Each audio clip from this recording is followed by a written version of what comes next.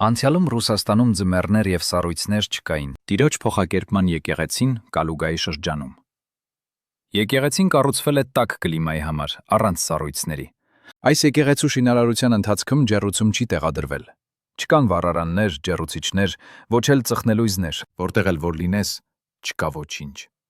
Եվ նրանց հոյետքերն էլ չկան։ Բայց Ռուսաստանում շատ սառ է առանց ջեռուցման։ Հասարակական տարածքները պետք է ջեռուցվեն։ Այդ պատճառով վառարանը պատրաստվեց ավելի ուշ։ Այն տեղադրվեց հենց այստեղ, մուտքի մոտ, օդային ջերմային վարագույր ստեղծելու համար։ Նրանք պատին փորել են խրամներ վառարանի տեղադրման համար։ Հստակ է, որ քարերը հարթեցված են։ Սա չի վերաբերում շինարարական քարերին։ Պատին շատ գիպս է մնացել։ Պլաստրը չի կարող լինել աշխատող վառարանում։ Այն կվառվի։ Ստորգետնյա ծխի հեռացման ալիք էր ստեղծվել պատի մեջ։ Նեղված ալիքը փակվեց ներսից, որպեսզի խողովակ ստեղծվի։ Եկեք ավելի մոտիկից նայենք խողովակին։ Հստակ տեսանելի է, որ խողովակի ներսում գտնվող քարերը կոտրված եւ ճեղքված են։ Ով որ շատ կոպիտ կերպով հանեց քարերը պատից, խողովակը ստեղծելու համար։ Եկեղեցու պատի քարերի միջև գտնվող մորտարը սպիտակ է։ Ահա այն, պայծառ։ Խողովակի ավելի ուշ կառուցված պատի քարերը կապակցված են տարբեր մորտարով։ Այն ունի շաքանակագույն գույն։ Այս փոքր պատը խողովակի կառուցվել է ավելի ուշ։ Pourquoi le architecte russe n'a-t-il pas fait un poêle pour le chauffage lors de la construction de l'église? A-t-il oublié les froids hivers russes? Եկեք նայենք այս եկեղեցու մեկ այլ տարին։ Տաճարի տարածքում կողային դռներ։ Դռները պատրաստված են երկաթի։ Մետաղը լավ չի պահում ջերմությունը։ Շենքը շատ ջերմություն է կորցնում մետաղյա դռների միջոցով։ Այստեղ մենք տեսնում ենք երկրորդ լրացուցիչ դռան տեղադրման հետքերը։ Տաճարը կառուցելուց հետո ներքին պատերը պատված եւ ներկված էին։ Բայց հետո շինարարական խառնուրդ կիրառվեց պլաստի եւ ներկի վրա, որպեսզի հավասարեցվի անկյունը դռան շրջանակի համար։ Եվ հետո այն ներկվեց մոխրագույն նեն ներկով։ Եկեք նայենք դրան այլ կողմից։ Այստեղ նույնպես նույնն է։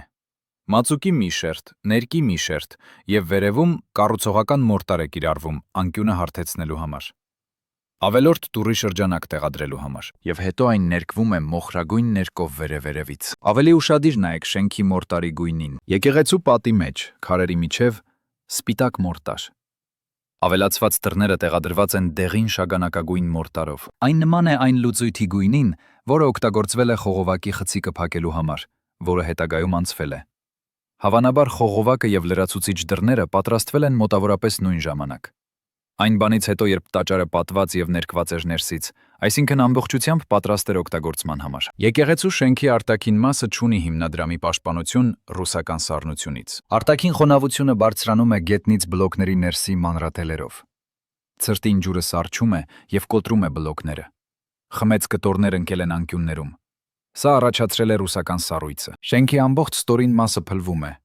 Այստեղ նույնպես նույնն է։ Քարերը փլուզվեցին եւ ընկան պատից։ Այսպիսով, ռուսական սառույցը քանդում է այն շենքերը, որոնք չունեն ձմեռային պաշտպանություն հիմնադրամի համար։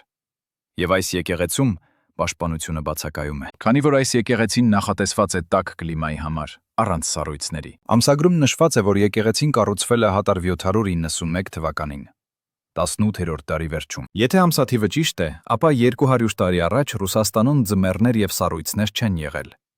Սա այն է, ինչի մասին պաշտոնական պատմությունը չի ցանկանում խոսել։ Իմ ալիքում դուք շատ բան կսովորեք մարդկության իրական անցյալի մասին։ Պատմաբանները մեզանից գաղտնի պահեցին ճշմարտությունը։ Ես ստիպված եղա ինքնուրույն պարզել դա։